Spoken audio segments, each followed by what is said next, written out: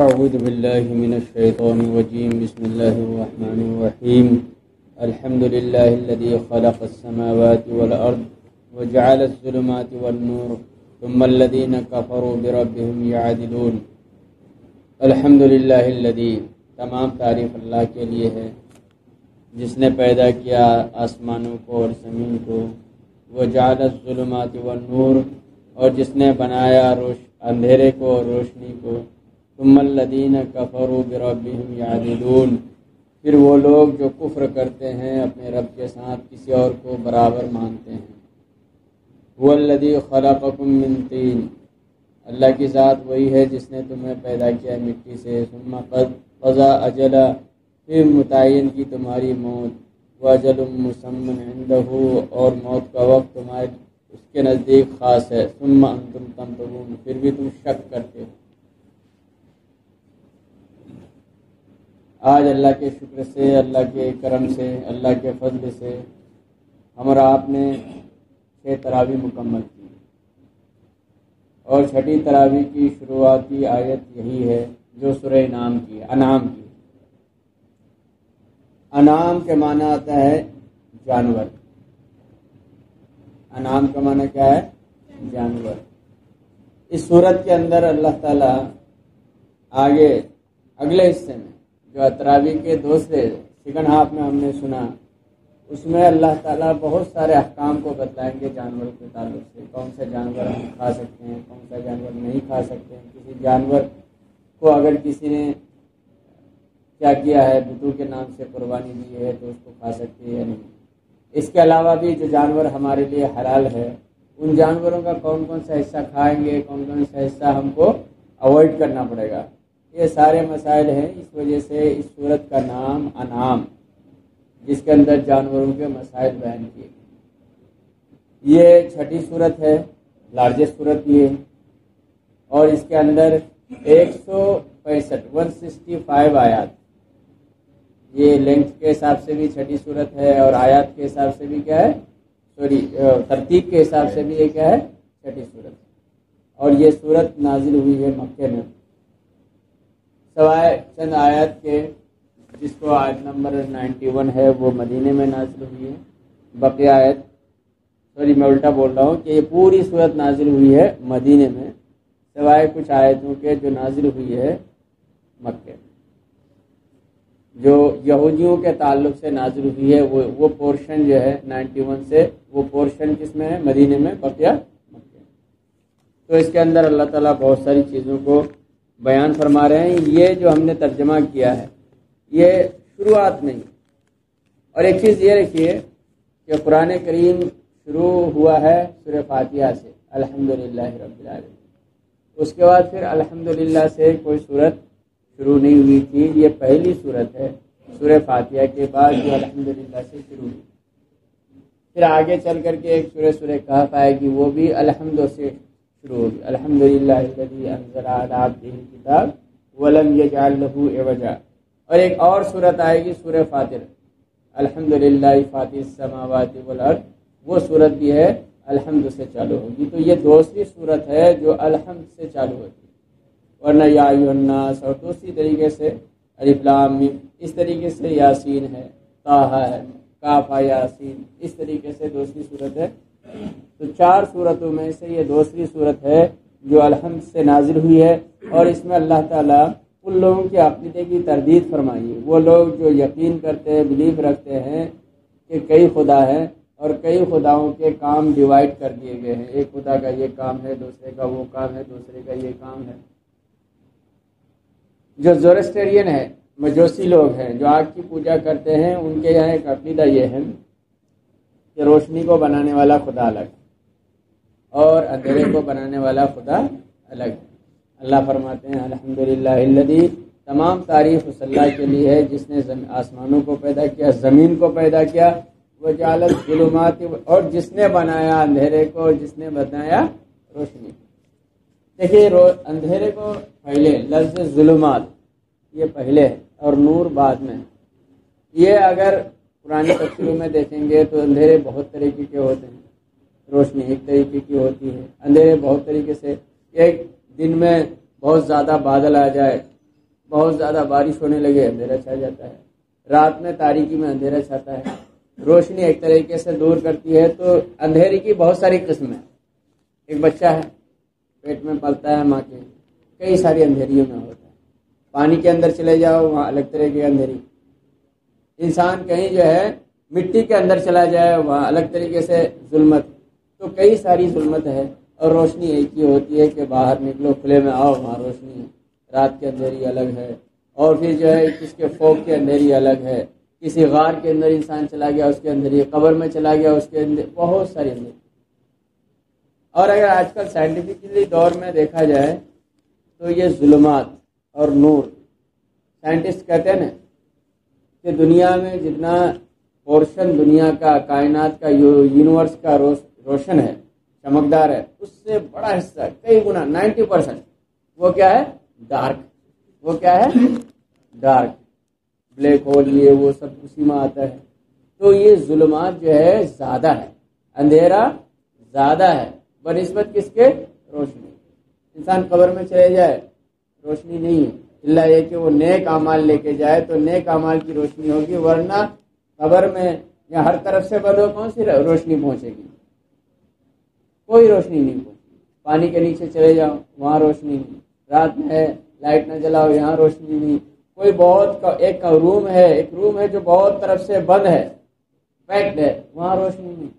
تو اس طریقے سے بہت ساری روشنی ہے، اور یہاں اشارہ بھی ہے کہ بعد کے دور میں لوگ جب تحقیق کریں گے سورج چاند اور روشنی اور تاریکی کو، تو انہیں پتہ چلے گا کہ دنیا کا زیادہ حصہ تاریک ہے اور کم حصہ روشن ہے۔ اور ایک مہین اشارہ، لطیف اشارہ یہ بھی ہے کہ روشنی پانے والے انسان کم ہوں گے، جس کو نور ہدایت ملے گا، جس کو اللہ کے رسول کی معرفت کی روشنی ملے گی، وہ کم ہوں گے، اور جو زیادہ اندھیرے میں ہونے والے وہ سب اندھیرے میں بھٹکتے رہیں گے،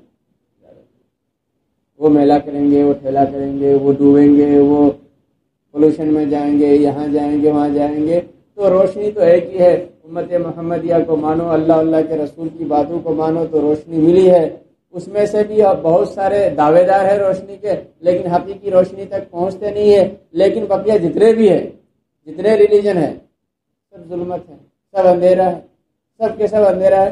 تو یہاں یہ ان آیتوں میں آج چھوٹی تفسیر کی طرف موڈ کیا کہ تفسیر میں آ جائیں قرآن کریم میں، ورنہ تو صرف اشارے چل رہے تھے کہ یہ الفاظ کے ذریعے سے، قرآنی الفاظ کے ذریعے سے اللہ تعالیٰ ہم اور آپ کو پیغام دیتے ہیں، ہم اور آپ کو میسج دیتے ہیں، ہمیں اور آپ کو بتلانا چاہتے ہیں کہ روشنی تو ایک ہی، وہ نور محمدی ہے، روشنی تو یہ ہے شریعت محمدی ہے، وہ روشنی یہ ہے اللہ کا دین ہے، بقیہ سب کے سب کیا ہے؟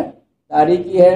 چاہے دنیا کے اعتبار سے سائنٹیفکلی دیکھیے، چاہے ایمان کے اعتبار سے دیکھیے، چاہے تاریکی کی کسی اور چیزوں کو لیجیے، تاریکی بہت زیادہ ہے، روشنی ایک ہے۔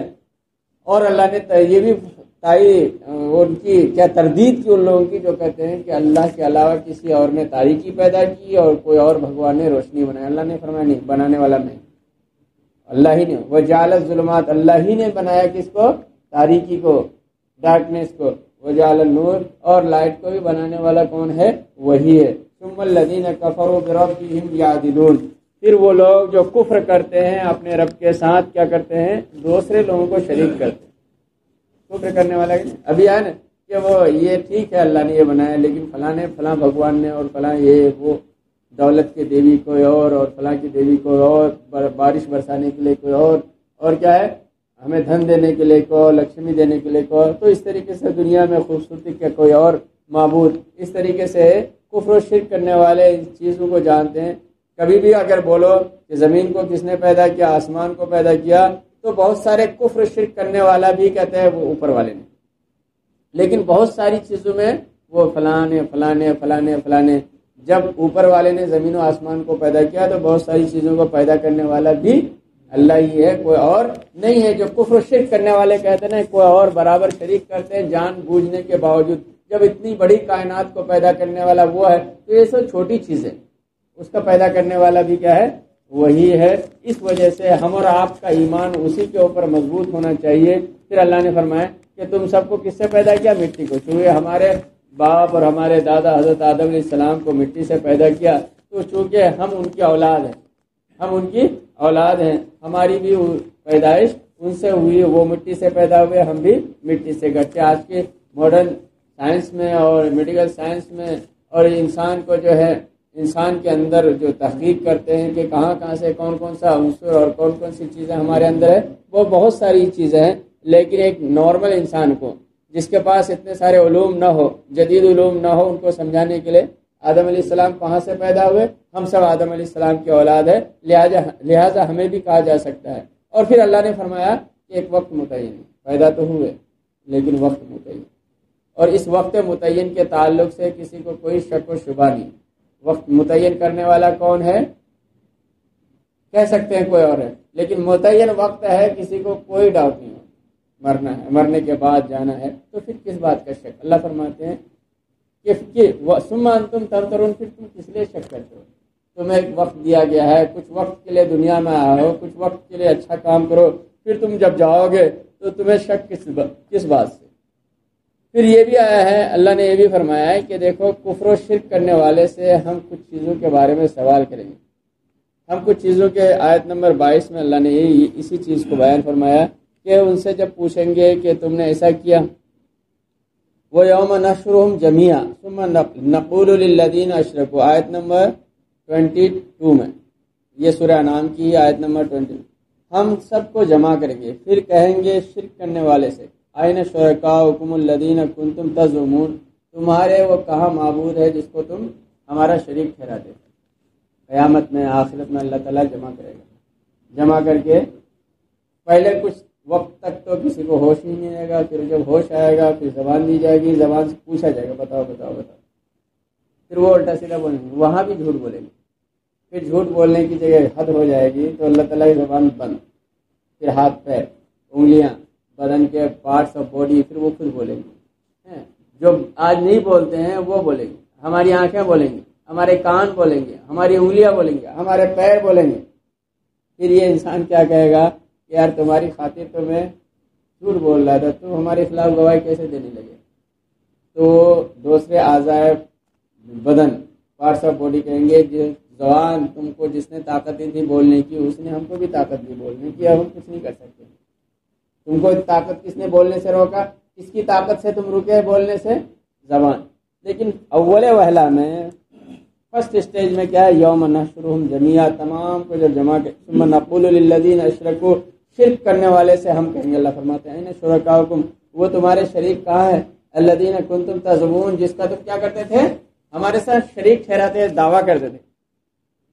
ثم لم تکن فتنتہم الا ان قالوا، پھر تمہارا کوئی فتنہ نہیں چلے گا لیکن وہ کیا کہیں؟ واللہ ربنا ما كنا مشرکین، ہم تو شرک نہیں کرتے تھے۔ قسم کھا کھا کے بولیں گے، قسمیں کھا کھا کے بولیں گے نہیں ہمارا تو کوئی شریک نہیں تھا، ہم تو صرف آپ ہی کو مانتے تھے۔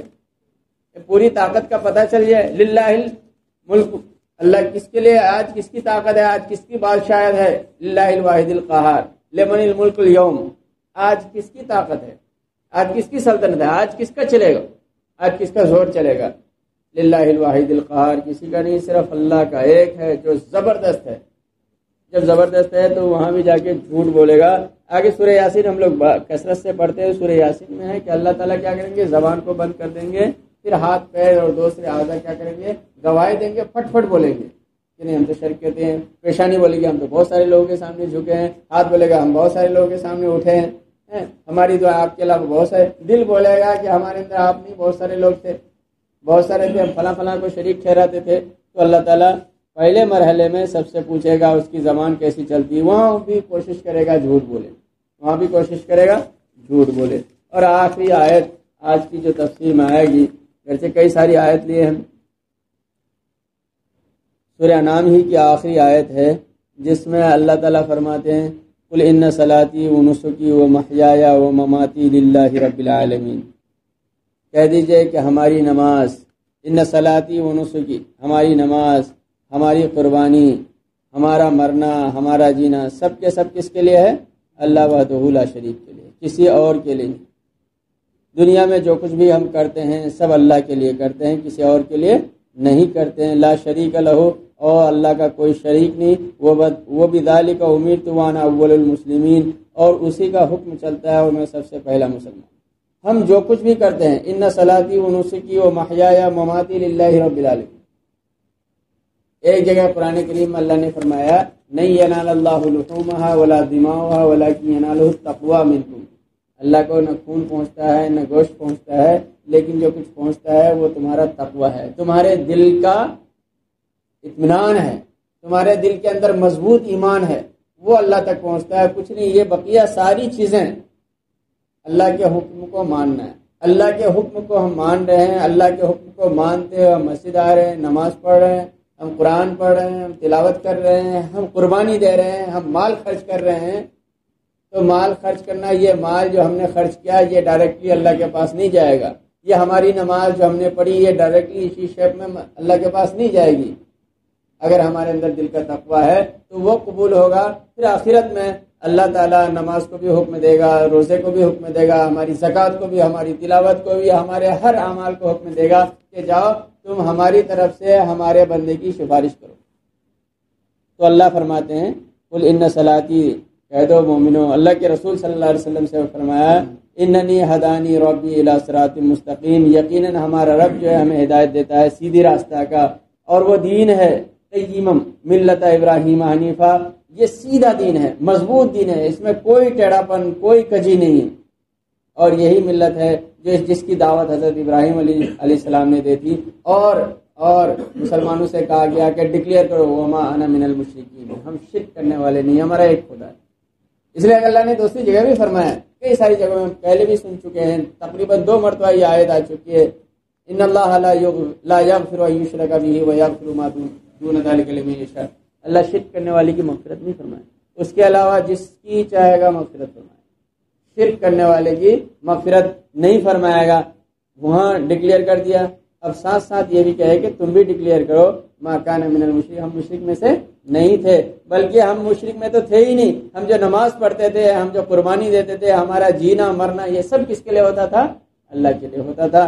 اللہ تعالی ہم سب کو ہماری نمازیں، ہماری قربانیاں، ہمارا مال خرچ کرنا، ہمارے اللہ کے راستے میں جانا، ہمارا حج کرنا، ہمارا زکوٰۃ دینا، سب کچھ اپنے لیے کرے، اور ہمیں دین کے اوپر اچھے سے گامزن رکھے، خاص طور پر اس رمضان کی برکت سے، قرآن کی تلاوت کی برکت سے، قرآن کے الفاظ کے معنی کے سمجھنے کی برکت سے اللہ تعالی ہم سب کے دلوں کو اپنے اوپر مضبوط کرے، ہمارا اللہ کے اوپر ایمان کو مضبوط